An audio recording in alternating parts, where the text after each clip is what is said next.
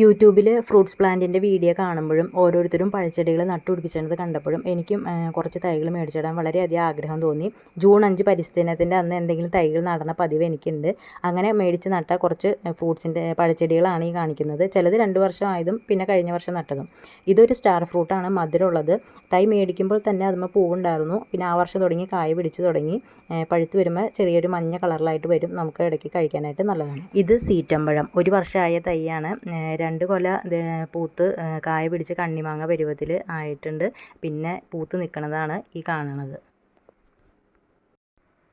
ഇത് മുന്തിരിപ്പേര, ഇതിൽ കായ പിടിച്ചിട്ടുണ്ട്. പിന്നെ ഇത് സാധാ പേരയ്ക്ക പോലെ ഒത്തിരി വലുതാവില്ല, മുന്തിരി പോലെ ചെറുതായിരിക്കും. അതുകൊണ്ടാണ് മുന്തിരിപ്പേര എന്ന് പറയുന്നത്. ഇത് റെയിൻ ഫോറസ്റ്റ് പ്ലം, ഇതെന്തായാലും പൂക്കാനായിട്ട് 2-3 വർഷം എടുക്കുമായിരിക്കും. ഈ കാണുന്നതാണ് അതിൻ്റെ പഴം. ഈ കാണുന്നത് മുട്ടപ്പഴം. മുട്ട പുഴുങ്ങിയിട്ട് ഉണ്ണി കഴിക്കുമ്പോൾ ഉണ്ടാവുന്ന ടേസ്റ്റാണ് ഈ പഴത്തിന്. ഇത് നെല്ലി.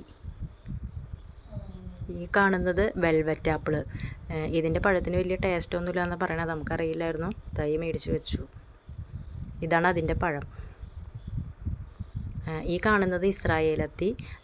ഇത് കഴിഞ്ഞ വർഷം മേടിച്ച് വെച്ചിട്ട് ഇതുമ്മേ 5 പഴം ഉണ്ടായിരുന്നു.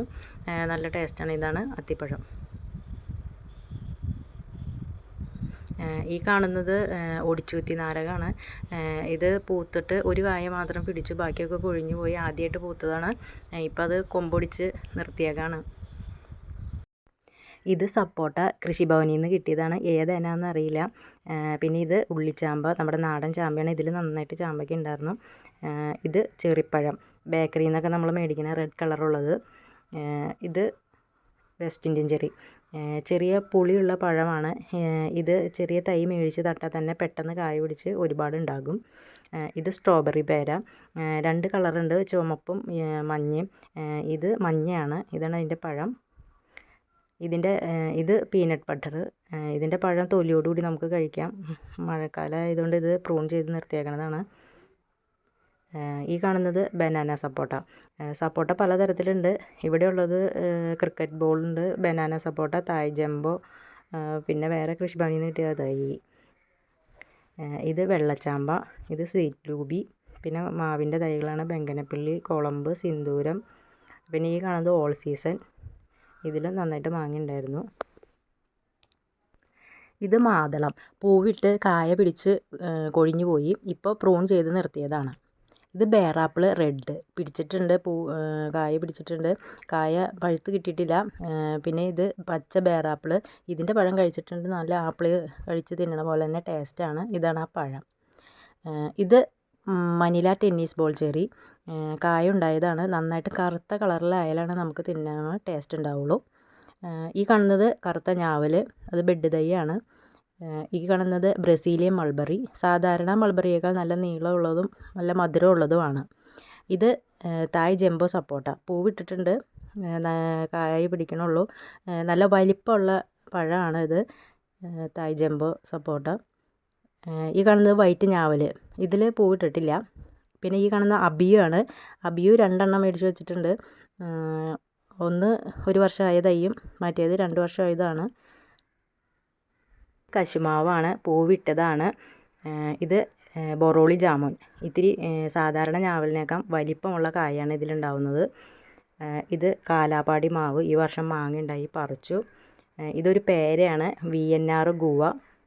ഇത് മറ്റൊരു പേര, മാധുരി എന്ന് പറയുന്നത്, ചുമന്ന പേരയ്ക്ക. ഇത് നാടൻ ലൂബിക്ക, ഇതൊരു ചെറുനാരകം. ഈ കാണുന്നത് പൂച്ചപ്പഴം എന്ന് പറയുന്നതാണ്. പിന്നെ മറ്റേത് ചൈനീസ് പേര. പിന്നെ ഈ കാണുന്നത് കിളിഞ്ഞാവൽ. ഇത് ഗ്രീൻ ചാമ്പ, 2 പ്രാവശ്യം പൂത്ത് നന്നായിട്ട് ചാമ്പയ്ക്ക ഉണ്ടായിരുന്നു. നല്ല മധുരമുള്ളത് തന്നെയാണ്. ഈ കാണുന്നത് ലെമൺ വൈൻ, പടർന്ന് കയറുന്ന ചെടിയാണ്. ഇതിൻ്റെ പഴം അച്ചാറിടാനും വൈൻ ഉണ്ടാക്കാനും മീൻ കറിയിൽ ഇടാനൊക്കെ നല്ലതാണ്.